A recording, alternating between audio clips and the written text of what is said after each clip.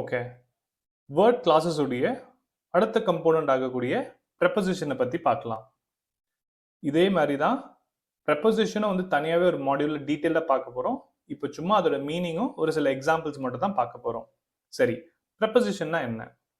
A preposition is a word that shows the relationship between a noun or pronoun and some other words in a sentence. So ஒரு ப்ரெப்போசிஷன்னா என்ன அப்படி பார்த்தீங்கன்னா ஒரு relationship பற்றி சொல்லும். ஒரு நவுனுக்கும் இன்னொரு நவுனுக்கும் இருக்கக்கூடிய ரிலேஷன்ஷிப், இல்லை ஒரு நவுனுக்கோ இல்லை ஒரு ப்ரோனவுனுக்கு இருக்கிற ரிலேஷன்ஷிப், இல்லை பொதுவாகவே ஒரு நவுன் இன்னொரு நவுன், ஒரு ப்ரோனவுன் இன்னொரு ப்ரோனவுன், இதுங்க ரெண்டுக்கு ரிலேஷன்ஷிப், இல்லை இதோட ரிலேஷன்ஷிப், இல்லை இதோட ரிலேஷன்ஷிப், என்ன மாதிரி இருந்தாலும் வந்து ஒரு ரிலேஷன்ஷிப் பற்றி பேசுறது தான் வந்து we called as preposition.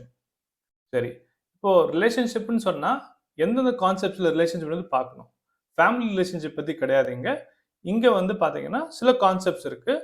அந்த கான்செப்ட்ஸை பேஸ் பண்ணி தான் வந்து நம்ம இந்த ரிலேஷன்ஷிப் பற்றி அப்படின்னு சொல்லுவோம்.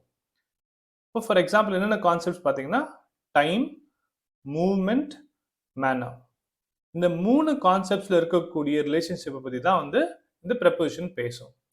ஸோ 2 நவுன் ஆர் ப்ரோனவுனை பற்றி இருக்கக்கூடிய ரிலேஷன்ஷிப் பற்றி சொல்கிறது தான் வந்து we call it as a preposition. இப்போ சில எக்ஸாம்பிள்ஸ் பார்ப்போம். அதுக்கு முன்னாடி ப்ரெப்போசிஷன்ஸ் எங்கே வரும் அப்படின்னு பார்த்தீங்கன்னா they usually come before a noun or a pronoun. ஒரு நவுனுக்கு முன்னாடியோ இல்லை ஒரு ப்ரோனவுனுக்கு முன்னாடியோ தான் வந்து ப்ரெப்போசிஷன் வரும் அப்படின்னு நீங்கள் பார்த்துருக்கோம். இதை பற்றி டீட்டெயிலாக நம்ம தனியாக மாடியூலில் பார்க்க போகிறதால இதை நான் ரொம்ப டீட்டெயிலாக எக்ஸ்பிளைன் பண்ண போகிறதில்ல. வாங்க இப்போ நம்ம எக்ஸாம்பிள்ஸை பார்ப்போம். இப்போ there is a cow in the field. இப்போ there is a cow in the field அப்படின்னு சொல்ல போனால் வந்து பார்த்தீங்கன்னா cow அப்படின்னு சொல்லக்கூடியது வந்து பார்த்தீங்கன்னா ஒரு நவுன், ஃபீல்ட் அப்படின்றது ஒரு நவுன். இப்போ இந்த 2 நவுனுக்கு இருக்கக்கூடிய ரிலேஷன்ஷிப் என்ன அப்படின்னு பார்த்தா பிளேஸ் வைஸ் என்ன கான்செப்ட்ல சொல்லுது அப்படின்னு பார்த்தீங்கன்னா இந்த ஃபீல்ட் அப்படின்னு சொல்லுது. ஸோ இந்த ஃபீல்ட் இருக்கக்கூடிய ஒரு ரிலேஷன்ஷிப் வந்து இந்த 2 நவுனுக்கு இருக்கக்கூடிய ரிலேஷன்ஷிப். ஸோ டைம் அப்படின்னு சொல்லக்கூடியது வந்து இங்கே நீங்கள் பிளேஸ் கூட ஆட் பண்ணிக்கலாம். Time, place, movement, manner. எந்த மேனரில், எந்த பிளேஸில், எந்த டைமில் வந்து கான்செப்ட்ஸ் வந்து 2 நவுனுக்கு ரிலேஷன்ஷிப், 2 ப்ரோனவுன்ஸ் ரிலேஷன்ஷிப் பற்றி பேசுதோ அதுதான் ப்ரெப்போசிஷன். இப்போ அடுத்தது பாருங்க, he was born on Monday.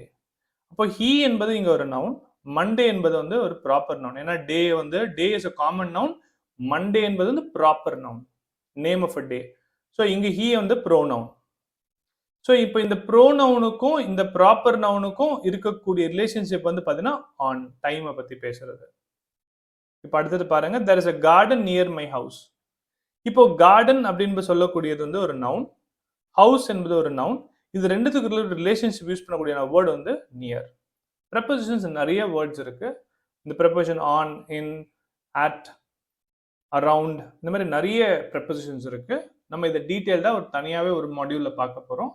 அதில் நம்ம ஈஸியான ப்ரெப்போசிஷனோட டீட்டெயிலிங் பற்றி தெரிஞ்சுக்கலாம். ஓகே, இப்போ நம்ம அடுத்து பார்க்கக்கூடிய கம்போனன்ட் வந்து கன்ஜங்ஷன். கன்ஜங்ஷன்ஸ் தான் என்ன? ஜங்ஷன் அப்படின்னு சொல்லக்கூடியது வந்து பார்த்தீங்கன்னாலே ஒரு சென்டர் அப்படின்னு சொல்லலாம். அதே மாதிரி கன்ஜங்ஷன்ஸ் அப்படின்றது வந்து பார்த்தீங்கன்னா we call it as a connecting word. ஒரு வேர்ட் அதாவது ஒரு சென்டென்ஸை கனெக்ட் பண்ணக்கூடிய வேர்ட்ஸ் எல்லாமே வந்து நம்ம கன்ஜங்ஷன்ஸ் அப்படின்னு சொல்லுவோம். கன்ஜங்ஷன்ஸ் பார்த்தா and, but, so, because, despite, nevertheless, although, even though, இந்த மாதிரி நிறையவே வேர்ட்ஸ் இருக்கு. இந்த கன்ஜங்ஷன்ஸ் அப்படின்னு சொல்லக்கூடிய டாபிக் வந்து நம்ம காம்ப்ளெக்ஸ் சென்டென்சஸ்லாம் ஃப்ரேம் பண்ணணும், ஒரு சென்டென்ஸை பெரிய சென்டென்ஸாக வச்சு நான் ஃப்ரேம் பண்ணணும் அப்படின்னா இந்த கன்ஜங்ஷன்ஸ்லாம் தேவைப்படும். அகெயின் இந்த டாப்பிக்கும் நம்ம டீட்டெயிலாக பார்க்க போகிறோம். இப்போதைக்கு சும்மா ஒரு ஓவர்வியூ மட்டும்தான். நெக்ஸ்ட் டாபிக் வந்து இன்டர்ஜெக்ஷன். இன்டர்ஜெக்ஷன் வந்து ஒரு முக்கியமான டாபிக் அப்படின்னு சொல்ல முடியாது, பட் இதை வந்து பார்ட்ஸ் ஆஃப் ஸ்பீச்சில் இன்க்ளூட் பண்ணியிருக்கிறதால சும்மா இது வந்து ஓவர்வியூ மட்டும் தான் பார்க்க போகிறோம். An interjection is a word or a phrase that is grammatically independent from the words around it and mainly expresses feeling rather than meaning. அதாவது அந்த மீனிங் கொடுக்கணும்னு அப்படின்னு அவசியமே கிடையாது. ஒரு சில வேர்ட்ஸ் வந்து பார்த்தீங்கன்னா சும்மாவே யூஸ் பண்ணுவோம். அந்த வேர்ட்ஸ் வந்து பார்த்தீங்கன்னா ஃபீலிங்கை குறிப்பிடுற மாதிரி இருக்கும். அது சந்தோஷமான ஃபீலிங்காக இருக்கலாம், இல்லை கஷ்டமான ஃபீலிங்காக கூட இருக்கலாம். ஃபார் எக்ஸாம்பிள் ஓ அப்படின்னு சொல்லக்கூடிய வேர்ட், ஓ அப்படின்னு சொன்னா அது என்ன மீனிங் கொடுக்கும்னா அதை எந்த நேரத்தில் யூஸ் பண்றீங்களோ அதை பொறுத்து தான் இருக்கு. அதே மாதிரி தான் வாவ், நல்லா இருக்குதுன்னு நம்ம வாவ் அப்படின்னு சொல்லுவோம். அந்த வேர்ட் வந்து தனியாக வந்து மீனிங் கொடுக்கணும் கொடுக்க வேணாம்னு அப்படி அவசியமே கிடையாது. அதே மாதிரி ஹுரே ஆகட்டும், இந்த மாதிரி கூடிய வேர்ட்ஸ் எக்ஸ்பிரஸ் பண்ணக்கூடிய வேர்ட்ஸ் வந்து நம்ம இன்டர்ஜெக்ஷன் அப்படின்னு சொல்லுவோம். இது வந்து ஒரு வேர்ட் கிளாஸ்ல வரும். இது ஒரு டைப் ஆஃப் வேர்ட் கிளாஸ் அப்படின்னு நம்ம எடுத்துக்கலாம். நான் ஏற்கனவே சொன்ன மாதிரி இந்த இன்டர்ஜெக்ஷன் அந்த அளவுக்கு வந்து ஒரு முக்கியமான டாபிக்ன்றது கிடையாது. ஸோ அதனால பெருசாக டீட்டெயிலிங்லாம் பார்க்க போகிறது கிடையாது. ஹவெவர் இதுக்கு முன்னாடி பார்க்கக்கூடிய டாபிக் கன்ஜங்ஷனை வந்து நம்ம டீட்டெயில்டாக பார்ப்போம்.